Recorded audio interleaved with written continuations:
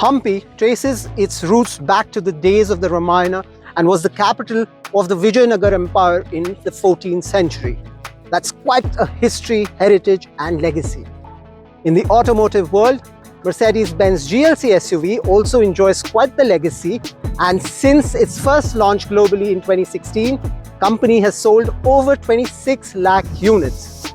Closer home in India, around 13,000 units of the GLC SUV have been sold, and now the Germans are potentially looking to better those numbers. Say hello to the all-new updated Mercedes-Benz GLC SUV. We're in extremely pleasant, extremely scenic Hampi to take the first drive review of this car. You're watching HT Auto. I'm your host Shubhadeep.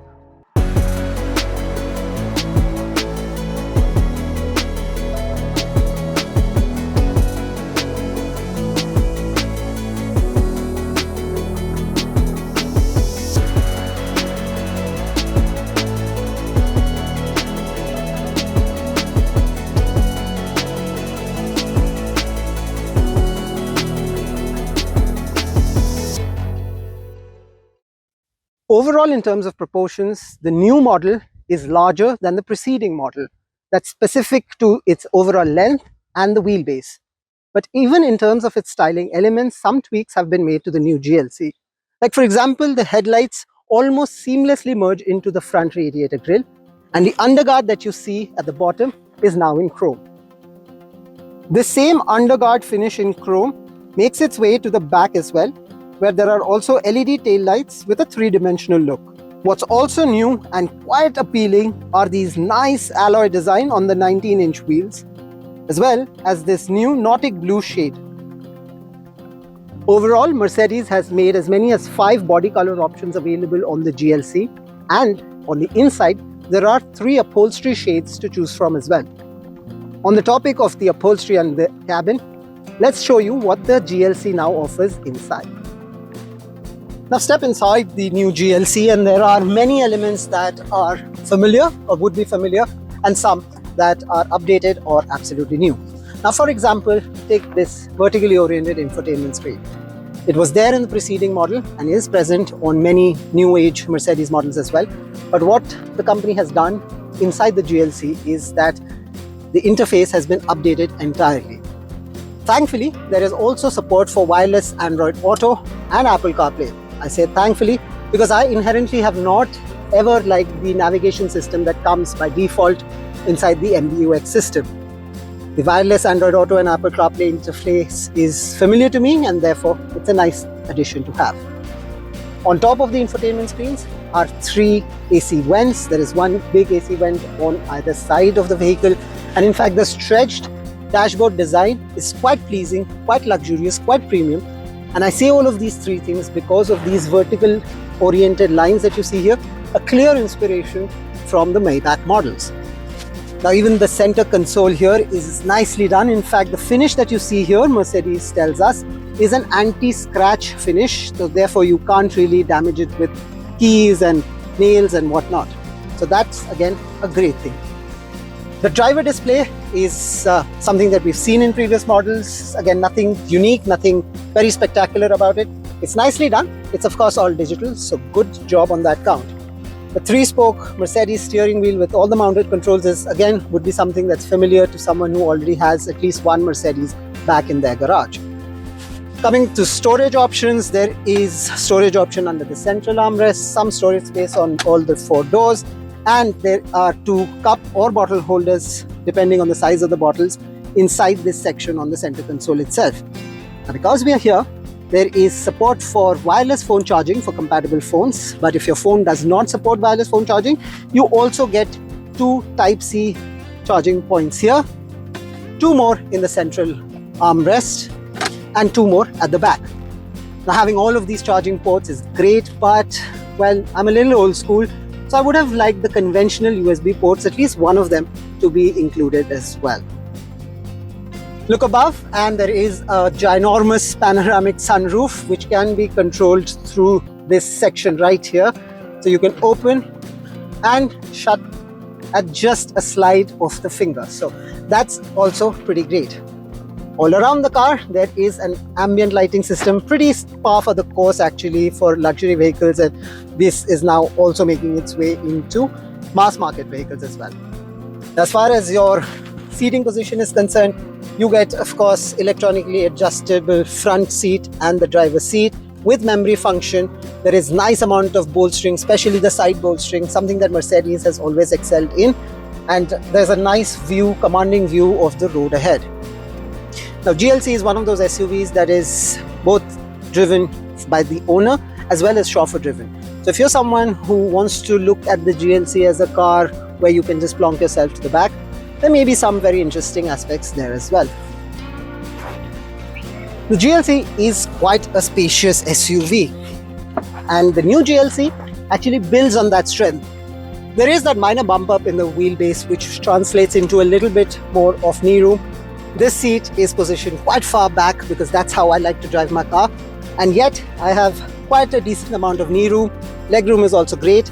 Seat space is just par for the course, but the headroom, once again, is quite adequate. Now, for two people, this car is quite a luxury offering. But for three, it'll be a tight squeeze because that familiar floor hump is going to be very restrictive. In fact, the center console also juts back quite a lot, so the person in the middle would feel like he or she is a bit constricted. But once again, two people, roll out the armrest, and even long highway journeys would be quite comfortable in this car. Unfortunately though, there are no cup holders on the central armrest. Instead, what you get is a mobile holder here, and even that seems a tiny bit too narrow for the new age wide body smartphones. But perhaps I'm being picky because once you're out on the road, even on a hot summer day, you can always roll up the window shades, enjoy the ambient lighting, and of course there is a 15-speaker high-end Burmester sound system which is a sheer delight to your senses. So the GLC does indeed offer quite a lot to passengers, both the one in the front and those two at the back. The real magic, as always, is in how a car performs when it's on the move. So it's now finally time to take the GLC out and do a little bit of sightseeing around Hampi, and definitely take a full in-depth look at how this car performs.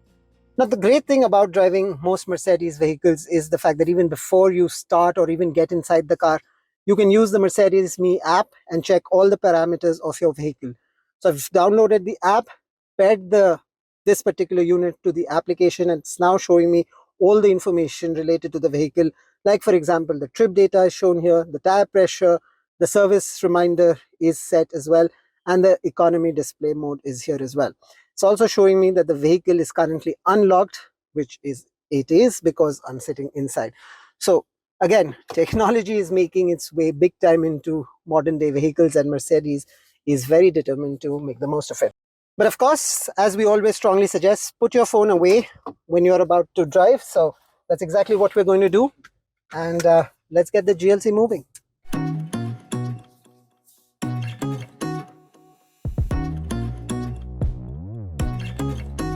The GLC continues to be offered across a diesel engine and a petrol motor. The one that we're driving right now is the GLC 200. There is a minor bump up in both power and torque figures. The figures are on your screen right now, and that is thanks to a 48-volt integrated start generator. What that essentially does, at least as far as Mercedes claims go, brings down the emission levels while bumping up the mileage. So the petrol motor is familiar, or would be familiar, and definitely very, very likable. It's got a nice, decent pulling power, a smooth drivetrain, and the steering itself is typically well engineered. So on turns like this, the GLC has a great amount of precision. But even in traffic situations, and we've subjected the car to some minor traffic here and there around Hubli, the GLC was quite a comfortable and a quiet cabin as well. In fact, you can't qualify as a true blue luxury car if the control over NVH levels isn't good. But Mercedes has always excelled on that count, and the new GLC is definitely what you would expect a Mercedes to be. The drive quality of the GLC hasn't changed much, and that's a good thing. So it can be as genial as you want it to be, but when you need to get a move on, the GLC will respond to your aggressive throttle inputs. Now remember, this is even when you're driving in modes apart from dynamic, and of course, yes, there are multiple drive modes that the GLC offers, individual, comfort, so on and so forth. But engage the dynamic mode and this car really gets another trait as well. Triple digit speeds are no problem for the GLC, and it's just remarkable how over the years the GLC has definitely kept its really steady, stable, mature and confident appeal at high speeds absolutely on point. And that is such a reassuring feeling when you're on really good open expressway roads in the country. But while everyone likes to drive on highways, or at least most people do, there are a growing number of people who also like to take their SUVs off the beaten path, and for that the GLC now is quite the capable off-roader as well. 4x4 is available on both engine options, and my personal favorite is the fact that there is a button right here which allows the 360-degree camera to also put out the feed from under the bonnet right onto this large display screen. So how that helps is, in case you're unsure about what's immediately ahead, speed breakers or big rocks, boulders, you will actually check that feed and then proceed forward accordingly, and most importantly, safely. The GLC's main rival is the BMW X3 and the Audi Q5, but it also counts the Volvo XC60 and the Land Rover Discovery Sport as its rivals. In a multi-pronged fight, the GLC has always punched and punched hard, and the latest model is likely to do so as well. What do you make of the car and our review? Do let us know.